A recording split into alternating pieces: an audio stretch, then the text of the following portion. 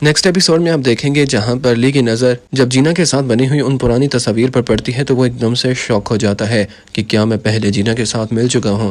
जिसके बाद अचानक एंड्रयू उसके पास आने के बाद उसे कहता है कि मैं जीना के साथ शादी करने जा रहा हूं और जीना को तुम भूल जाओ तो तुम्हारे लिए अच्छा है। जिसके बाद थोड़ी देर बाद दिखाया जाता है जहाँ पर वो मीटिंग के लिए एक प्राइवेट रूम में आते हैं और वहाँ पर ली अपने असिस्टेंट की मदद से वो जीना को अपने पास बुलाता है। जीना जब वहाँ पर उन तीनों को एक साथ मीटिंग करते हुए देखती है तो उन तीनों को कहती है कि अगर आप किसी इंपॉर्टेंट टॉपिक के ऊपर बात कर रहे हैं तो मैं यहाँ से बाहर चली जाती हूँ। लेकिन ली वहाँ पर उसे एंड्रयू के साथ बिठाता है और उसे कहता है कि मैं यहाँ पर बिजनेस के रिलेटेड बात कर रहा हूँ। लेकिन थोड़ी ही देर बाद वहाँ पर वो एंड्रयू को जीना के सामने एक्सपोज करना शुरू कर देता है। वो जीना को कहता है कि मैं आपसे एक अहम बात पूछना चाहता हूँ, क्या आप बी वर्ल्ड के बारे में जानती हैं? उस कंपनी को एंड्रयू ने जेजे के हाथों बाय कर लिया है। यह सुनने के बाद जीना काफी ज्यादा नर्वस हो जाती है और काफी शॉक होकर वो एंड्रयू की तरफ देखना शुरू कर देती है, क्योंकि ली वहां पर जीना से पूछ रहा था कि क्या आप इस डील के बारे में पहले जानती थी। लेकिन वो उस वक्त शॉक इसी वजह से थी क्योंकि एंड्रयू ने जीना से इसके रिलेटेड कोई भी बात नहीं की थी। एंड्रयू वहां पर बैठा हुआ काफी ज्यादा नर्वस और परेशान हो जाता है।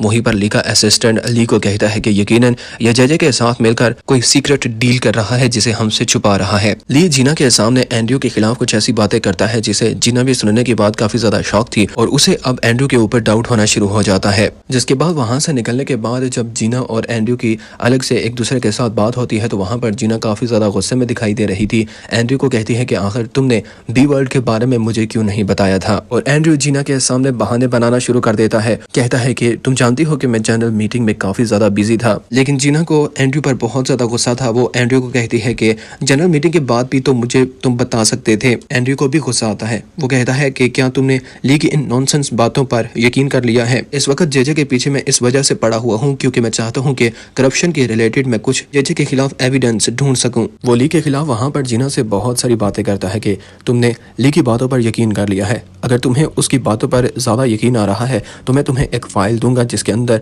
सारे सबूत लिखे हुए हैं। तुम्हें पता चल जाएगा कि मैं इस वक्त जेजे के करीब होने की कोशिश क्यों कर रहा हूँ। मीनवाइल इधर ली के पास दिखाया जाता है जो अपने असिस्टेंट से उसी पिक्चर्स के रिलेटेड बातें पूछना शुरू कर देता है कि मुझे सच सच बताओ कि आखिर हम पास्ट में जीना के कितने करीब थे। वो पिक्चर देखने के बाद मैं इस वक्त बहुत ज्यादा कंफ्यूज हूँ। आखिर मेरे और जीना के दरमियान ऐसा क्या हुआ था? मुझे जीना के रिलेटेड कुछ याद क्यों नहीं? जिसके बाद वहाँ पर उसके दोनों असिस्टेंट मोजो और ग्रे उसकी सारी रियलिटी को ली के सामने खोल देते हैं। उसे सब कुछ जीना के बारे में बता देते हैं कि तुम और जीना एक दूसरे के बहुत ज्यादा करीब थे। और ली ये सुनने के बाद और भी ज्यादा परेशान होता है जब उसे मालूम होता है कि उसकी ही वजह से जीना के भाई की मौत हुई थी। इंस्टेड ली वहां पर मोजो की इस बात को पेशेंस के साथ सुनता, वहां पर वो ऊंचा ऊंचा शाउट करना शुरू कर देता है। उसे बहुत ज्यादा गुस्सा आ जाता है। वो मोजो पर और ग्रे पर बहुत ही ज्यादा गुस्सा करता है कि आखिर तुमने इतना बड़ा राज मुझसे क्यों छुपा कर रखा?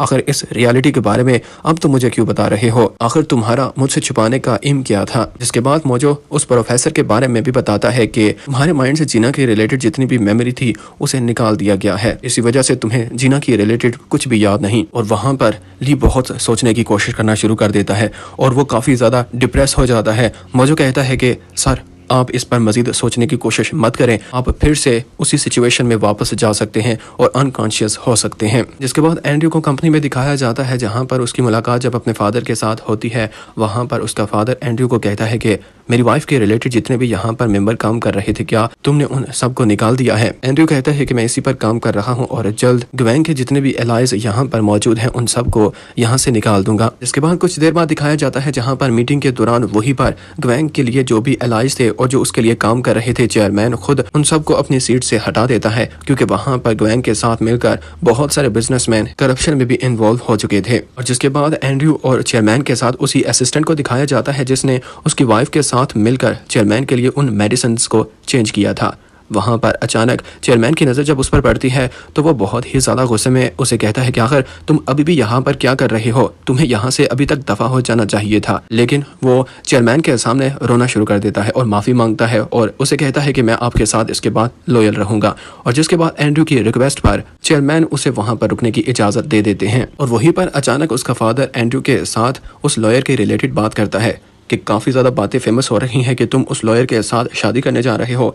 मैं ऐसा नहीं होने दूंगा। तुम एक रॉयल लड़की डिजर्व करते हो और कोरिया में मैं तुम्हारे लिए एक ऐसी लड़की ढूंढूंगा। ये लॉयर उसके सामने कुछ भी नहीं होगी। जिसके बाद एंड्रयू उसे वो सच बता देता है कि ये सब रूमर्स हैं और मीडिया सिर्फ इस बात को बढ़ा चढ़ा रहा है, इसमें कोई हकीकत नहीं है और मैं लॉयर के साथ शादी नहीं करने जा रहा। जिसके बाद चेयरमैन वहां पर एंड्रयू के कंधों पर हाथ रखते हुए उसे कहता है कि ये मत भूलना, तुम डोडो ग्रुप के जल्द चेयरमैन बनने जा रहे हो। जिसके बाद रात के वक्त दिखाया जाता है जहां पर एंड्रयू इस वक्त जीना के घर के पास पहुंच चुका था। वह वहां पर उसे फिर से प्रपोज करना शुरू कर देता है कि तुमने शादी के बारे में फिर क्या सोचा है। जीना वहां पर एक्सक्यूजेस देना शुरू कर देती है, लेकिन वहां पर एंड्रयू काफी ज्यादा इमोशनल हो जाता है और वो जीना को कहता है कि जैसा कि तुम जानती हो कि मेरे फादर की हेल्थ इन दिनों काफी ज्यादा खराब रहती है और वो चाहते हैं कि मैं जल्द से जल्द शादी कर लूँ। वो वहाँ पर जीना के सामने इस कदर इमोशनल हो जाता है कि उसकी आंखों में टीयर्स आ जाते हैं और उसे वो अपने साथ शादी करने के लिए बहुत ज़्यादा इंसिस्ट करता है। जिसके बाद ये कहते हुए चला जाता है कि मैं तुम्हारे रिप्लाई का इंतज़ार करूँगा। लेकिन एंड्रयू के वहाँ से जाने के बाद इधर जीना भी बहुत ज़्यादा इमोशनल हो जाती है और बजाय इसके कि वो इस वक्त एंड्रयू के बारे में सोचती, वो वहाँ पर ली के बारे में सोचना शुरू कर देती है और ली के बारे में ये सोचते हुए कि उसके साथ उसका कितना अच्छा वक्त गुजरा था, वो रोना शुरू कर देती है कि शायद वो ली से अब दूर हो रही है और उसे एंड्रयू की खातिर ली को कंप्रोमाइज़ करना पड़ेगा। जिसके बाद एंड्रयू वहाँ से सीधा जेल में जेजे के पास पहुंच जाता है। जेजे वहां पर एंड्रयू को अपने सामने देखने के बाद उसे कहता है, लगता है कि तुम्हें इन दिनों मेरी बहुत ज़्यादा ज़रूरत पड़ रही है। आखिर मैं तुम्हारी इस दफ़ा क्या मदद कर सकता हूँ? अगर तुम मेरी मदद से ली से गेट रिड होना चाहते हो तो मैं तुम्हारी हेल्प करने के लिए तैयार हूँ। लेकिन एंड्रयू भी इस वक्त काफ़ी ज़्यादा स्मार्ट दिखाई दे रहा था। वो ली को कहता है कि जब ली यहाँ पर तुम्हारे पास आया था तो मुझे लगता है कि तुमने उससे भी यही बात कही होगी कि अगर उसे एंड्रयू से गेट रिड होना है तो तुम उसकी मदद करोगे। ये सुनने के बाद जेजे को गुस्सा आता है। वह एंड्रयू को कहता है कि आखिर तुम चाहते क्या हो? एंड्रयू कहता है कि तुम इस वक्त दोनों तरफ से खेल रहे हो। तुम्हें क्या लगता है कि तुम उसकी मदद से अब मुझे नुकसान पहुंचा सकते हो? जेजे ये सुनने के बाद हंसना शुरू कर देता है और वो एंड्रयू को कहता है कि मैंने तुम्हारे बारे में बहुत सोचने की कोशिश की कि इतना वक्त मेरे साथ गुजारने के बाद तुम मेरे साथ कितना इनोसेंट बने रहे और मैंने सोचा कि तुम वाकई में मेरे साथ लॉयल्टी के साथ काम कर रहे हो। लेकिन जब मुझ पर एक बहुत बड़ा वक्त आने वाला था और मैं इलेक्शन जीतकर एक मेयर की सीट संभालने वाला था, तुमने तब मुझे बिट्रे किया है और सिर्फ जीना की खातिर नहीं बल्कि तुम कोरिया में किसी खास मकसद के लिए आए थे। एंड्रयू को गुस्सा आता है। वो जेजे के करीब होकर अपनी रियलिटी के बारे में बताना शुरू कर देता है और जेजे को कहता है कि क्या तुम्हें अभी भी लगता है कि मैंने अपने स्टेप फादर को एक्सीडेंटली मारा था? जिसके बाद पास्ट में दिखाया जाता है जहाँ पर उसका स्टेप फादर इस वक्त एंड्रयू के ऊपर जब वो छोटा सा एक बच्चा हुआ करता था बहुत ही ज्यादा जुल्म कर रहा था। वो बेल्ट निकाल कर उसे मार रहा था। उसने थोड़ी ही देर पहले अपने हाथ में गन उठाई हुई थी जो कि उसने पास ही कैबिनेट में रखी हुई थी और एंड्रयू ने उस कैबिनेट में उस गन को रखते हुए देख लिया था। इस वक्त एंड्रयू जेजे को बता रहा था कि उस स्टेप फादर को मारने के लिए मेरे पास सिर्फ एक ही ऑप्शन बचा था। अगर मैंने अपनी मदर को उस मॉन्स्टर्स के हाथों से बचाना था, मेरे पास एक ही चांस था कि मैं उस कैबिनेट में से उस गन को उठाकर मैं अपने स्टेप फादर का कत्ल कर दूं और मुझे वो गन सही से पकड़ने में 10 साल लगे। जिस तरह का डाउट मुझे मेरे स्टेप फादर के ऊपर था, इसी तरह का डाउट मुझे तुम पर हो रहा है। वो इस वक्त जेजे को धमकी दे रहा था कि अगर मैं स्टेप फादर को मार सकता हूँ तो तुम मेरे आगे कुछ भी नहीं हो। जिसके बाद एंड्रयू का वो सीन भी दिखाया जाता है जिस दौरान वो टीनेजर था और उस दौरान जब उसका स्टेप फादर उसकी मदर के ऊपर बहुत ज़्यादा जुल्म कर रहा था और वो भागते हुए आकर उस कैबिनेट में से उसने वो गन उठाकर अपने ही स्टेप फादर का कत्ल कर दिया था। और इसी दौरान जब मैं बहुत ज़्यादा डर चुका था तो तुम वहाँ पर पहुँच आए और उस वक्त भी तुमने मेरा यूज़ करना शुरू कर दिया। लेकिन मुझे तुम्हारे बारे में ये मालूम हो चुका था और इस दौरान जब तुम मुझे यूज़ कर रहे थे मैं उसी वक्त तुम्हें यूज़ कर रहा था। ये सुनने के बाद जेजे बहुत ही ज़्यादा गुस्से में आकर एंड्रयू को कहता है कि तुम तो मुझे कहते थे कि मेरी तरह तुम मॉन्स्टर कभी भी नहीं बनोगे। यहाँ तक कि जेजे उसे कहता है इसका मतलब है तुम ये प्रिटेंड करते रहे कि तुम जीना के साथ मोहब्बत करते हो, हालांकि तुम उसके साथ मोहब्बत नहीं करते। लेकिन एंड्रयू कहता है कि इस सब में सिर्फ एक बात सच है कि मैंने जीना के साथ सच्ची मोहब्बत की थी। अगर तुम उसे हाथ न लगाते और उसे बुरा भला न कहते, उसे मार देने की धमकी न देते तो शायद मैं तुम्हारे साथ काफी अरसे तक काम कर सकता था। एंड्रयू की ये बातें सुनने के बाद जेजे वहां पर अपोलोजाइज करना शुरू कर देता है। कहता है कि अगर उस वक्त मैं तुम्हारी इस बात को समझ जाता तो आज हम दोनों पार्टनर होते और बहुत सारा फायदा ले सकते थे। लेकिन एंड्रयू जेजे को कहता है कि अभी भी देर नहीं हुई। वो वहाँ पर उसे कहता है कि अगर तुम ली को अपने साथ मिला लो, उसके साथ मिलकर काम करना शुरू कर दो और जीना को उससे हमेशा के लिए दूर कर दो तो मैं भी फिर तुम्हारे साथ हाथ मिलाने के लिए तैयार हूँ और तुम्हें जो भी हेल्प होगी मैं वो तुम्हारी हेल्प करने के लिए तैयार हूँ। एंड्रयू का इस वक्त सबसे बड़ा जीना को हासिल करना था और जीना की नजर में ली को गिराना था। और दूसरी तरफ चेयरमैन को दिखाया जाता है जहाँ पर वो अपने गार्ड्स की मदद से वो अपनी वाइफ और नेथन को घर से बाहर निकाल देता है। यह सुनने के बाद कि वो उसे बाहर निकालने वाले हैं, उसकी वाइफ बहुत ही ज्यादा ऊंचा ऊंचा शाउट करती है कि ये तुम क्या कर रहे हो। वहां पर नेथन भी काफी ज्यादा शौक था और कहता है कि मैं आपका बेटा हूं, आप मेरे साथ ऐसा कैसे कर सकते हैं। लेकिन चेयरमैन उनकी किसी भी बात पर कोई वैल्यू नहीं देता, जिसके बाद वो गार्ड्स की मदद से उन दोनों को घर से बाहर निकाल देते हैं। लेकिन जिस दौरान वो दोनों घर से बाहर निकल रहे थे, अचानक एंड्रयू सामने आता है। वो यहाँ तक उन दोनों को कहता है कि अगर यहाँ से आप अमेरिका जाना चाहते हैं या फिर अपनी लाइफ को अच्छे तरीके से गुजारना चाहते हैं तो आपकी जितनी भी कॉस्ट है वो मैं पे करने के लिए तैयार हूँ। लेकिन चेयरमैन की वाइफ अभी भी एंड्रयू पर गुस्सा करती है कि डाइवोर्स होने के बाद मेरे हस्बैंड का हाफ एसेट्स मुझे मिलने वाला है, आखिर तुम मेरी मदद करने वाले होते कौन हो। लेकिन एंड्रयू जब वहाँ से अंदर दाखिल होता है, वहाँ पर चेयरमैन अपने ही बेटे को रिकॉग्नाइज नहीं करता, यहाँ तक कि वो एंड्रयू को थप्पड़ भी मारता है और एंड्रयू उसे बहुत कुछ कहने की कोशिश करता है कि मैं आपका बेटा एंड्रयू हूँ। लेकिन चेयरमैन की हेल्थ बहुत ज्यादा खराब हो चुकी थी, जिसके बाद डॉक्टर आकर जब उसका चेकअप करते हैं तो बताते हैं कि उन मेडिसिन की वजह से इसका इम्पैक्ट अभी चेयरमैन के ऊपर बाकी है। जिसके बाद जीना और ली को एक साथ दिखाया जाता है जहाँ पर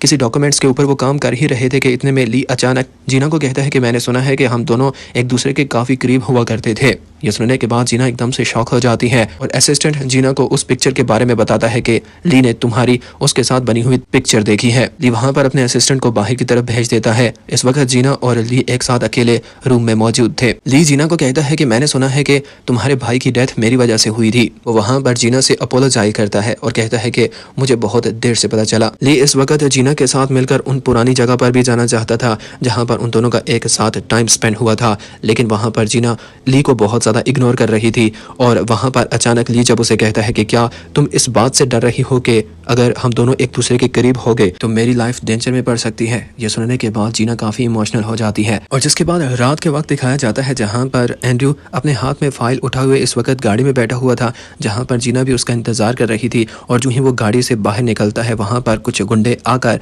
एंड्रयू के ऊपर नाइफ से हमला कर देते हैं। उसके पेट में नाइफ डालने के बाद सब वहां से भाग जाते हैं और जीना की नजर जब एंड्रयू पर पड़ती है, वो भागते हुए उसके पास आती है। इस वक्त एंड्रयू का बहुत ज्यादा खून वेस्ट हो चुका था और वो वहां पर एंड्रयू को इस हालत में देखने के बाद ऊंचा ऊंचा शाउट करना शुरू कर देती है। एंड्रयू के ऊपर ये जो हमला हुआ था ये नेथन की तरफ से किया गया था। इस वक्त एंड्रयू हॉस्पिटल में मौजूद था और वहां पर उसका इलाज किया जा रहा था। जीना और उसके असिस्टेंट से इधर कमरे से बाहर जाने के बाद वहां पर ली की तरफ से जीना के लिए कॉल आती है और जीना का मोबाइल इस वक्त एंड्रयू के पास ही पड़ा हुआ था। जब वो पिक करता है, वहां पर ली फौरन जीना के बारे में बात करता है कि इस वक्त तुम कहाँ पर हो, मैं तुम्हारी तरफ कॉल करने की कोशिश कर रहा हूँ, आखिर तुम फोन क्यों नहीं पिक कर रही। एंड्रयू ली को कहता है इसका मतलब है कि तुम्हारी मेमोरी वापस आ चुकी है, बस 1 महीने का अल्टीमेटम है, इसके बाद जीना हमेशा के लिए मेरी हो जाएगी। ली एंड्रयू की ये बातें सुनने के बाद काफी ज्यादा शॉक हो जाता है। यहाँ तक कि एंड्रयू वहां पर ली को कहता है कि तुम्हें जीना के ऊपर गिव अप करना होगा, इसके बदले में तुम मुझसे जो चाहते हो वो ले लो। और नेक्स्ट नाइट दिखाया जाता है जहाँ पर एंड्रयू इस वक्त हॉस्पिटल के बाहर यार्ड में मौजूद था